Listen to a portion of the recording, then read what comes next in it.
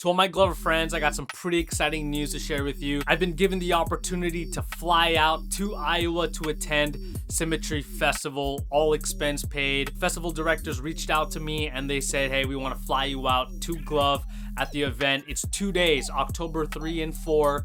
So 2 whole days of art and music, and man, I'm just so honored to have this opportunity. The fact that this opportunity still exists for Glovers like me, I think that's really amazing. The festival directors are actually Glovers as well, so they love gloving, obviously. One of them actually used to work at Amazing Lights back in the day, so the fact that they're still within the space, but not only that, the fact that they're providing a safe space for gloving and that they're putting an emphasis on gloving, I think is really cool. They're actually looking to represent Glovers in a totally unique way compared to all the other festivals. Things like giving Glovers opportunities for free tickets, dedicated spaces for gloving and flow arts, and who knows, we may even have a competition. The lineup for this festival hasn't been announced yet, but man, I'm super stoked. 2 days of music and art. Check out symmetryfestival.com for more details.